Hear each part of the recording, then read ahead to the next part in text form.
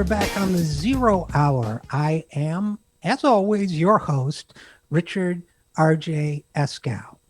Is the United States headed for a second civil war? Is the civil disturbance we're seeing now the harbinger of something worse, perhaps something much worse to come? My next guest has been writing and thinking and podcasting about that for a while. Robert Evans is an American journalist. He's reported on conflicts around the world and on subjects like online extremism. He used to write for cracked.com. He now writes for the website Bellingcat, and he has a virtual machine for podcasts, including Behind the Police, Behind the Bastards, The Women's War, Worst Year Ever, and the podcast that really caused me to reach out to him in the first place, which is about that subject of could there be a new civil war? It's called It Could Happen Here. Without any further ado, Robert Evans, thanks for coming on the program. Thanks for having me on the program. Absolutely. And a couple different people recommended It Could Happen Here, your podcast, to me. You recorded it, I believe, in mostly the first half of 2019. And I rarely say this about people or their work, but it genuinely seemed scarily prophetic in some ways, based on what we're seeing now. Maybe I'm reading too much into current events, maybe not, but briefly it explores the entire subject of whether we could have a civil war. And I think the podcast title gives it away, doesn't it? It's certainly possible. Yeah, I think it is. And I think, I've had a number of people kind of very flatteringly call it prophetic. And I think, I don't think about it that way. I think that what I did, what really inspired it was going to Ukraine and Iraq and reporting on civil wars in both of those countries. And it was kind of just a matter of accepting that the United States doesn't occupy a privileged position in history, right? Like, I think we often act that way here, that there's something about us that makes us kind of immune to the normal currents of history.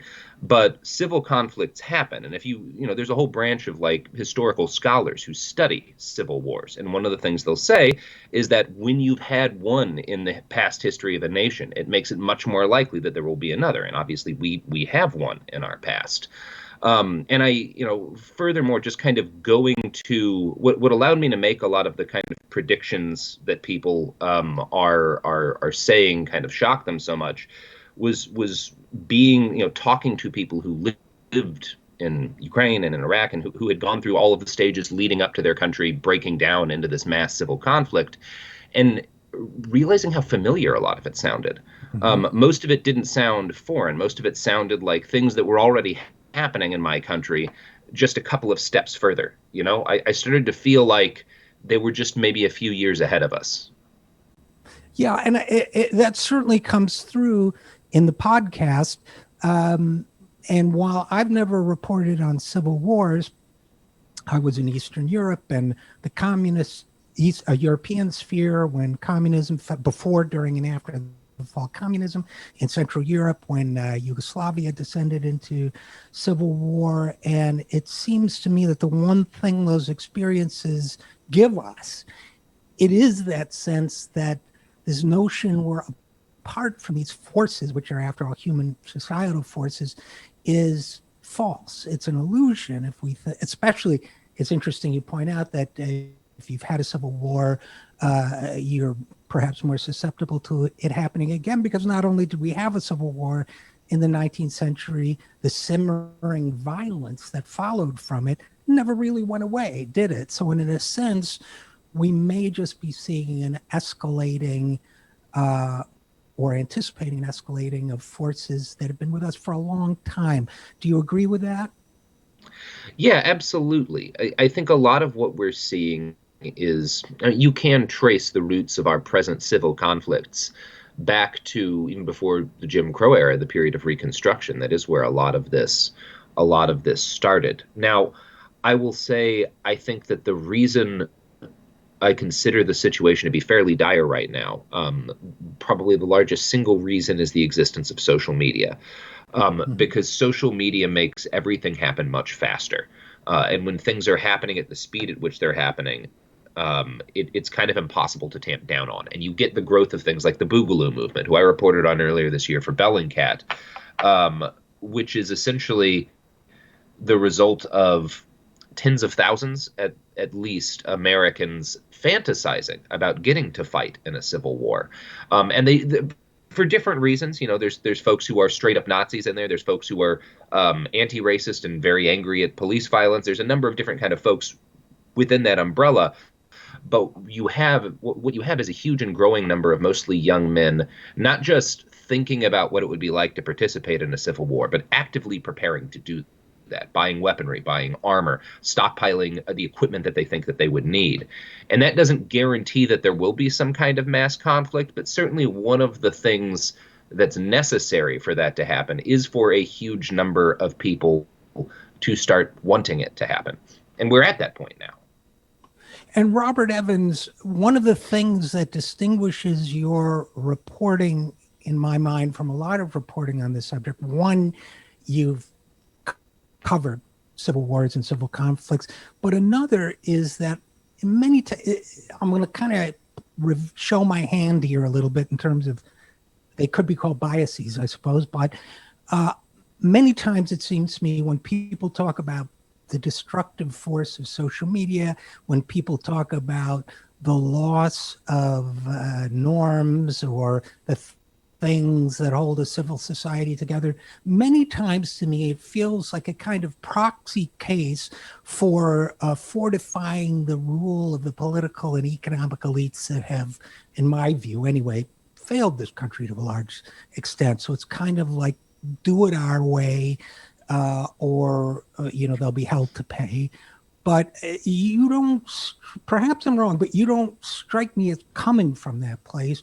It doesn't seem to me that what you're trying to do is reinforce the kind of, hegemonic conditions that existed for decades in this country. It seems to me you're just saying factually we're seeing certain trends that parallel trends in other parts of the world. We're seeing social media as a kind of force multiplier, and the prognosis doesn't look good. That doesn't mean we need,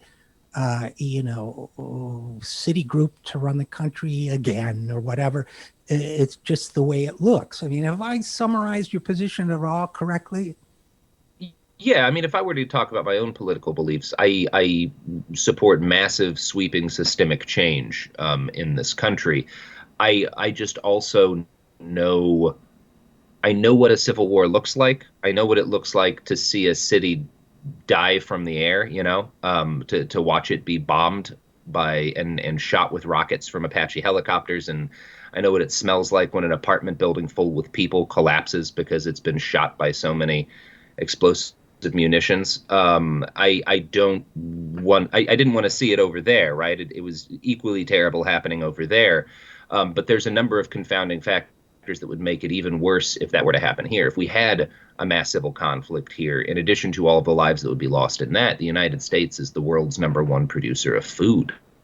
The cascading results worldwide of something like that would be untenable and unacceptable. And so, while I personally support massive changes and including the elimination of a lot of the hierarchy that exists in our current society, I don't think the nation or the world can survive a civil war. I don't think that that's like whatever else happens, the changes that are necessary in our society need to come without mass violence because it can't be supported. It can't be borne. And the risks, I come from an era, a previous era of left wing revolutionary fantasy. And I think what those kind of study hall revolutionaries of my generation and perhaps some people today miss is that, you throw the deck of cards on the floor, you don't know what's going to turn face up. And if you think it's your side, you're probably not paying attention to who has the guns, who has Yeah. the right. I mean, so If you, Yep. it sounds like our politics are roughly the same, and that we see, among other things, very pragmatic reasons why a civil war is not what we're looking for. Yeah, I don't think the odds are good that it would end well for really anybody. I think it would probably lead to some sort of, the term people tend to use is balkanization of the United States rather than one regime or another kind of sweeping into power. I think you'd see a pretty wide variety of outcomes depending on region, but I think it would be worse for basically everybody. Right. And one thing we do know about any kind of civil conflict is that the people who are harmed most by it are the people who are harmed most in the existing system, right? Like I do talk to a lot of other people on the left who are kind of more, shall we say, insurrectionary than I tend to be. And they're like, well, look at how bad things are. Look at how much, systemic racism is baked in. Look at how violent the police are. Look at how many people they're killing. And it's like that's all true, but all these communities that you're worried about who are suffering under the system now would suffer much more if there were a civil conflict, and a number of them might be annihilated, because that's one of the things that happens when you have civil wars is you have ethnic cleansings or cleansings based on political beliefs, based on sexuality. A number of horrible things could happen, because once you kind of cross that Rubicon and you have groups of people shooting at each other over political opinions in mass, you, you yeah, like you said, you can't it you can't know where that's going to end. Other than that, it's going to be bad for everybody. I'm not at all I'm not at all optimistic of the ability of a mass violent conflict in this country to lead to better circumstances for anyone. And Robert Evans, I wanted to talk, and again, we're talking to journalist Robert Evans, who's one of whose podcasts is It Could Happen Here, about the possibility of a second American Civil War. Our news article I saw this morning, and again, we're recording on Thursday, we pre-record, plans to kidnap Whitmer, the governor of Michigan, overthrow Yeah, state government, spoiled, right? Officials say. So this was a yeah, plan for conspirators who met during a Second Amendment rally at the state capitol in Lansing in June, reached out to the Wolverine Watchman militia, and wanted to kidnap the governor, Gretchen Whitmer, put her on trial for treason. And they were training with explosive devices. This is, I mean, they thwarted it, but this is the yeah. kind of thing that could happen, right? Yeah, I mean, it could. One of the things we have when I kind of try to judge the likelihood of things going as bad as they could, one of the things we have that is a positive, is that most of these most of the people who are actively trying to incite a civil war, like these Boogaloo guys who are trying to kidnap Whitmer, are very dumb. That is something that's on our side. Their plans were bad. Like what's scary to me is the thought that there are, in the words of I believe it was former Klan leader Louis Beam, like 1,000 Tim McVeighs sitting out there somewhere. Um, because Tim McVeigh, that like the archetype that he represents is the kind of person I'm most frightened of being able to draw this country into a war. Those guys, you said, practice with explosives. They were trying to make IEDs and they repeatedly failed because they didn't know what they were doing. Thankfully, there are people out there who know how to do that, in large part because they were trained by the military, like McVeigh was. They understand how to. They would not have made some of the foolish decisions these people made, and we're very fortunate that so far most of the people who have attempted, most of like the Boogaloo types who have attempted to plan actions to drag this country closer to violence, have not even gotten to the trial stage because they were very, very bad at what they were doing and got caught very quickly. You had, I think it was Stephen Carell was his name, the guy who, the Boogaloo fellow who shot that officer in Oakland, and then those other officers, painted Boogaloo on the hood of his car with blood. He was more competent, but thankfully, like, was not really working with in an organized way with a large group. So yeah, I every time one of these cells gets taken out, I feel both relief and worry, because I know there's smarter people out there, and they're making plans too. And I don't know that they'll carry them out. Hopefully not. Hopefully all of the attention on folks like them, all of these busts, the political atmosphere in the country, hopefully it will convince them it's a bad idea. But I don't want to think about what something on the scale of an Oklahoma City bombing would do 20 days or so out from the election, right? That's a nightmare to me. Or three of them Or simultaneously, three of if them. you. Absolutely, Yeah. yeah. And again, we're talking with journalist Robert Evans about It Could Happen Here, his podcast on a second civil war. One of the points you make effectively very effectively in the podcast is the fact that it takes remarkably few people, all things considered, in a country of 340 million people, to generate considerable chaos. I think one of the examples you use is the Central Valley of California, disrupting the distribution of food to much of the country and perhaps much of the world. I suppose the same could be done with energy production, with perhaps with the internet. I don't know, but certainly the internet is run on physical plants. I've written about them, so they're high energy consuming physical locations. So I guess you also, as you point out, there are people who are trained by the military. There are organizing efforts pretty well underway in the military and the police forces and so on. And there are intelligent people out there with Civil War inclinations. So you finished this podcast, I'd say mid 2019 maybe, and it is now October 2020. How on track are we for these concerns playing out in real life from your point of view? You know, it's almost a little bit hard to say, because a number of, as you noted, a number of the things I predicted in there have happened. Kind of the most direct one is in that show I talked about inciting incidents, and one of them was the idea that there would be a fatal shooting at a protest, and it would look, Right. because of the way social media works, people on the left would see, the right-wing shooter at fault, and people on the right would see him as, carrying out legitimate self-defense. And that's happened in Kenosha. And we had kind of the reverse happen in Portland. And both of those incidents ratcheted up tensions significantly, and ratcheted up threats of violence significantly. I reported on a network of far-right insurgents called Patriot Coalition in the Pacific Northwest, who were, among other things, talking about assassinating the governor potentially. And they were very much incensed and pushed into at least talking and planning for violent action by the Kenosha shooting.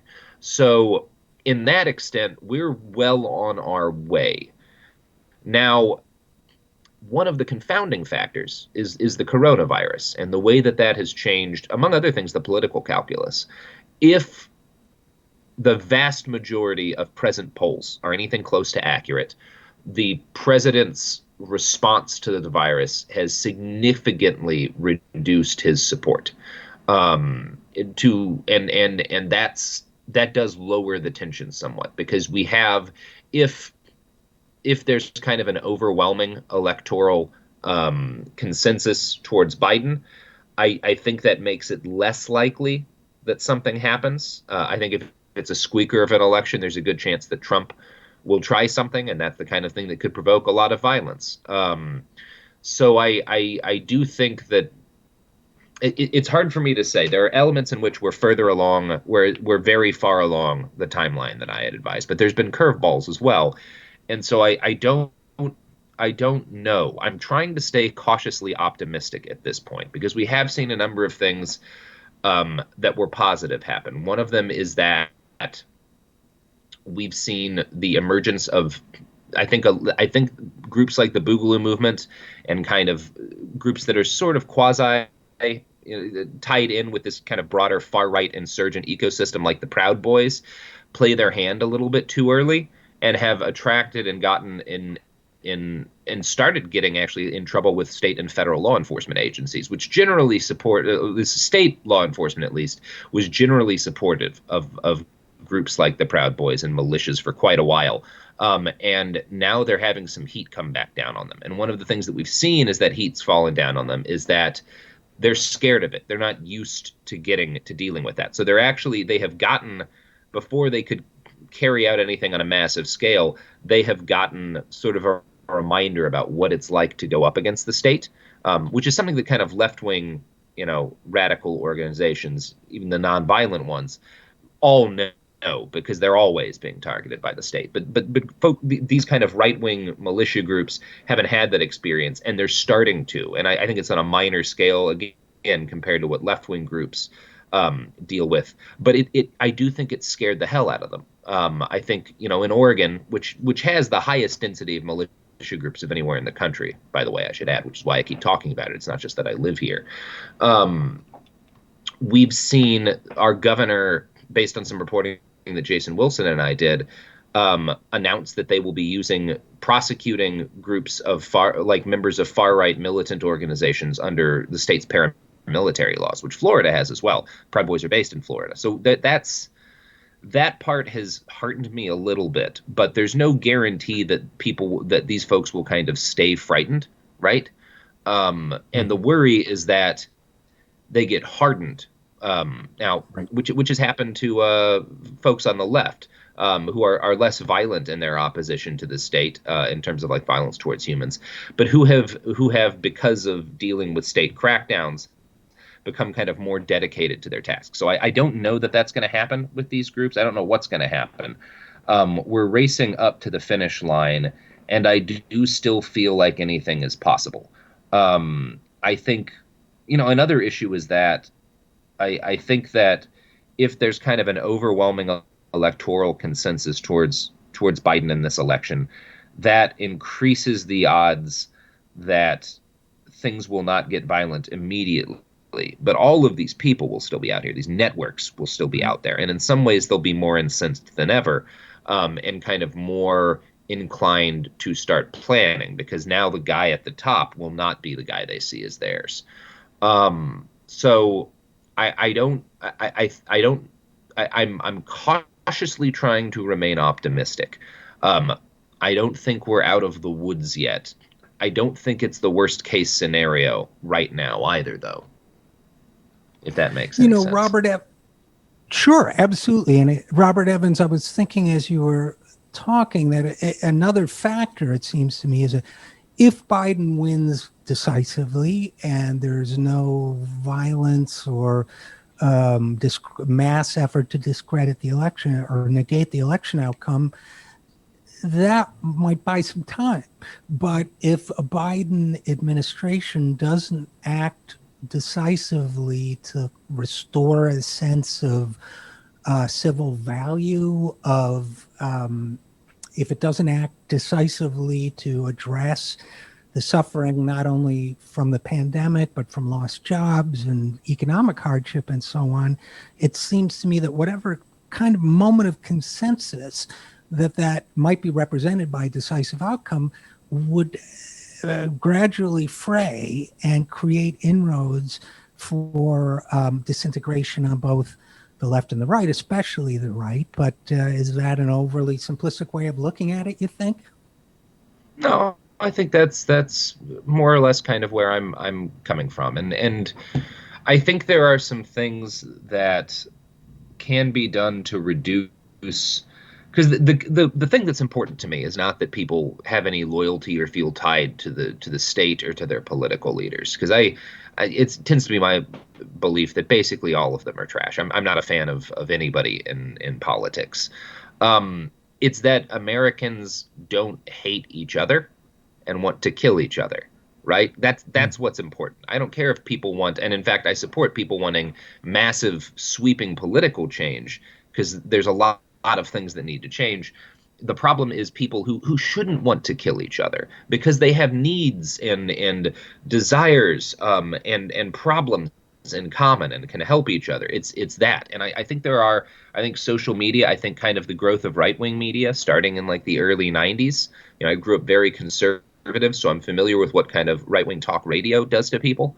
Fox News, I think all of this has substantially um, divided people in artificial ways. And I think if we're going to pull back from the precipice in the long run, it's a matter of actually building bridges. And that doesn't mean accepting, homophobia or whatever. It doesn't mean like letting people continue to get their way on things that are shitty, but it does mean trying to understand, for example, in California, why people who live in rural agricultural areas maybe shouldn't be subject to the kind of gas taxes that people in the cities are, because it's an undue burden on their way of life, which requires them to drive around a lot more and use a lot more fuel because they're making our food. And like maybe the fact that we have a system in this country wherein all of these blue states are able to have basically cities that govern the rural red areas, makes people rightfully angry, just as we on the left are angry at being governed by a far right person in the White House. People don't like that, and maybe there are ways in which to alter the system we live under that allows for kind of more regional autonomy, and also reduces kind of the power that people get to have over folks who don't live near them and whose needs they don't really understand. And there are some other things that I think are vaguely hopeful. Both hopeful and potentially calamitous. So, like right now in the United States, since the start of the coronavirus, we've seen an unprecedented expansion in the number of people buying firearms, to the point where the United States is basically out of ammunition because it's all been sold. An unbelievable amount of guns have been sold in the last 6 months. And that's very frightening in some ways, because obviously we already have so many guns, and the fact that people are arming at such a pace could portend mass violence. There's also a level in which it might eventually help to reduce tensions, because one of the things that is one of the major dividing issues in this country, right up there with abortion, is gun rights. And while I don't see a lot of hope for getting people who are anti-abortion to kind of come across the aisle because of what they believe abortion is, I think you can actually get people to meet on gun rights. Because when you actually poll the majority of American gun owners, most of them are in favor of some pretty reasonable measures. It's just a matter of kind of the rhetoric around the gun issue has gotten so mad. But now you have huge, unprecedented numbers of liberals and people on the left buying firearms for the first time. And maybe that will better enable them. Maybe if they actually get into shooting, it will better enable them to communicate with people on the right about that issue. And also it might reduce paranoia on the right about that issue, about the idea that the left is coming for their guns. And so, I don't know, it's one of those things, like I say, we're kind of on the edge of tragedy and hope here, because I can see positive things coming out of some of the changes that have happened this year, and I can see calamity, and we just don't really know where the cards are going to fall. I got that the perspective from your podcast as well, this notion that maybe we need to do a better job understanding, for example, the needs and wishes of rural people without rather than just dismissing them. And I think it's an important perspective. And I think that while we don't tend to be nearly as violent on the left as on the right, there is certainly a tendency to dismiss and demean people who don't agree with us.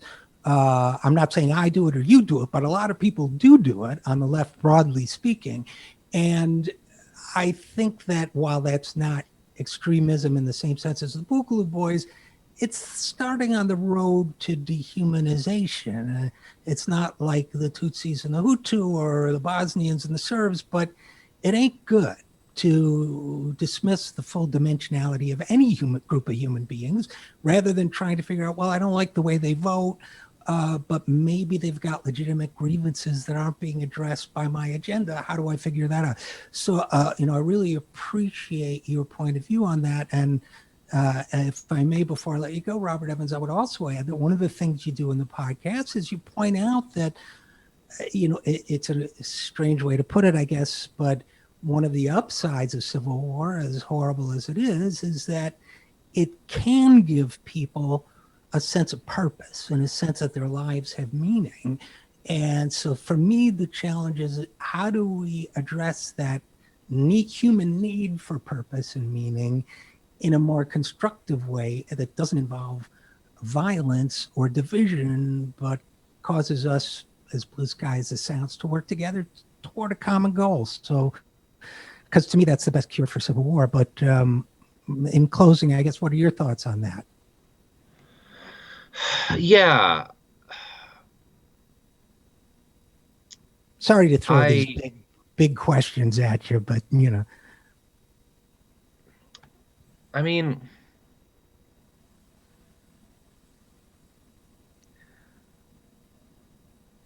I I don't know. So this has been kind of a long journey for me. I actually started writing about this in 2015, and kind of reporting on this in 2015. And I think at this point, I will say, I've been at a high level of anxiety ever since I started kind of realizing where things were headed and writing about this. And the least mm-hmm. anxious I've been in the last 5 years has been out in the streets of Portland reporting on what were sometimes extremely terrifying protests, where there would be things exploding all around you and tear gas in such thick quantities that you could see it from space. And the reason why my anxiety dropped during some of those periods is because I started to feel a community come together. And started having, when I would get injured, doctors and physical therapists reaching out to me to offer their help.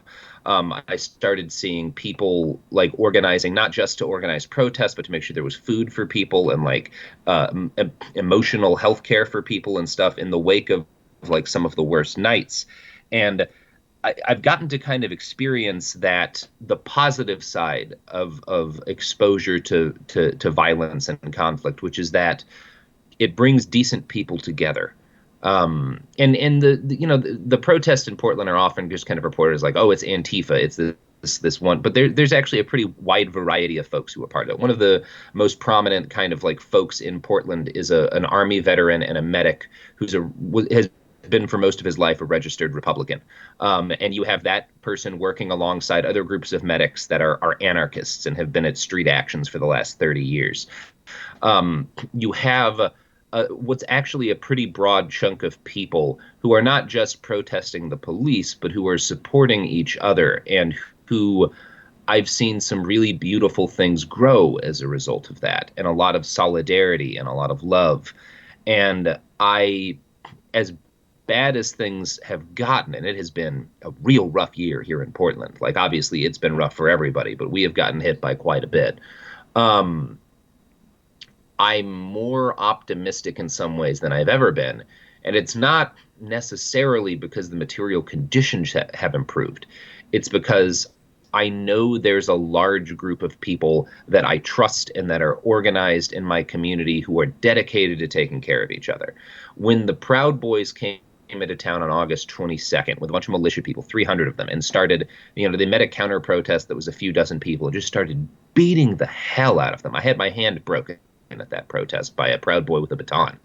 Um, the community, which had not been planning an action that day, rallied and brought out like 1,200 people in less than an hour, with medical groups, with people who were ready to hold shields, with people who were ready to fight, with people who had fireworks to throw, and ran them out of town. Like made those people break and run and leave. And despite all of the threats and despite the fact that there were 2 guns pulled by right-wing demonstrators that day, nobody got killed. And I was so very proud of my community and how it kind of reacted to that violence that day. And I didn't know that about my community before all of these terrible things happened. And now I do know that. So I would say I've kind of gotten a personal insight into there are some upsides to living in difficult times. And I guess that's one of them.